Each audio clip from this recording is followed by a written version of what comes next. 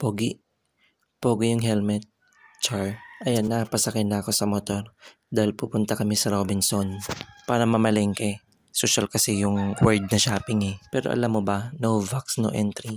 Buti na lang, fully vaccinated kami ni Mrs. Pareho kaming Sinovac. Pagpasok mo sa main, walang contact tracing, pero dito meron. Basket lang kinuha namin para ilagay sa malaking cart. Kunti lang kasi yung bibili namin eh. Alam mo na, wala pang kita yung Facebook at YouTube channel namin eh. Char. Hindi pala nawawala sa pag-grocery namin yung tinapay o yung bread. Dahil si Mrs. ang nagluluto sa bahay, lahat ng flavor ng cube kinuha niya. Beef, chicken, and pork. Dahil nasa likod lang namin ng oyster sauce, kumuha na din siya. Inumin para kay Kate, nakasave kami sabi kasi niya saver pack eh. Char. Dalawa kinuha ni Mrs. Not so healthy pero kumuha kami. Dahil nadaanan namin at paborito kong mani. Siyempre, kinuha ko, hindi ako nagdalawang isip. Tissue para sa puwet at mukha. Char. Albatros para sa bathroom. Wow, yayamanin. Bathroom. Char. Tumingin kami ng ibang brand ng dishwashing. Masyadong mahal yung isa. Imagine, 142 pesos. Oh my God. Kaya dapat matalino ka sa pagpili. Walang available na bote, so ginawa na lang namin, binili na lang namin yung sachet. Pwede namang ibuhos yung laman dun sa bote niya eh. Dito na tayo sa panlaba, powder, bareta, at fabric conditioner. Pinili namin puro may additional free. Sana all may pasobra. Char. Since may shampoo pa si Mrs., conditioner na lang yung kulang. Sana all lahat ng kulang pinupunan. Char. Si Mrs. hindi ganun maarte sa sabon. Kaya binili na lang niya Kojic. Para sa buong katawan na lang yon. Ay, nabanggit. Sorry. Habang naghahanap kami ng ibang mabibili, yan nakita namin yung tsinelas. Unexpected yun na wala sa plano. Mura na siya kaya kinuha namin. Pangbahay ni Kate. May dumaan na anghel, kinuha ni Mrs. After 10 years, nakita ko yung manager ko sa McDonald's 2013. Char out kay Ma'am Marie. Dumaan ako sa mga oats. Sawa na ako sa walang flavor kaya pumili ako ng may flavor. Banana or honey. Tapos may nakita pa akong isang chocolate.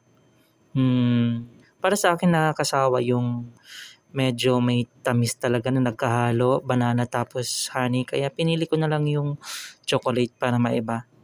May great taste. Twin pack pa na free. Char. Next na yung mga karne, manok at iba pa. Pagkatingin ko sa mga presyo, grabe no. 129 pesos chicken leg. Medyo namamahalan ako. Para maiba, pinili na lang ni Mrs. yung atay ng manok.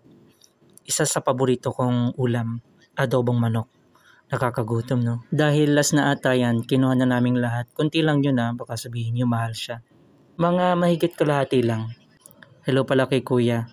Char out kay kuya. Sunod namin kinuha ay yung chicken legs at wings. Pang Ricardo Cut, 168 per kilo. Okay na din. Asukal para sa asawa kong 5 beses nagkakape. Char. Tumingin kami ng gulay. Pero nagulat kami sa presyo. Ganun pala kamahal no. Kaya pas muna. Sa ngayon, talipa pa muna kami. Katabi lang niya yung mga prutas. Pumili na kami. Ang mahal ng seedless. Kaya kinuha na lang namin yung may buto. Carrots, pampalinaw ng mata. Para makita mo na hindi kayo para sa isa't isa. Char. Mema lang. Yun lang. Counter na kami. So habang pinapunch yung mga binili namin, char out naman kay Stacy Garcia, Jericho Garcia, at Majoy Garcia. Isama mo na din si Pamela Gabansag, Jenica Zarate. Magpa-char out lang. Comment down below para ikaw ang susunod naming i-char out sa susunod na content. Ayos ba? Isang char nga dyan. Sayang din ng points kaya binigay namin ng Robinson's card. Char out kay ate girl. Let's go.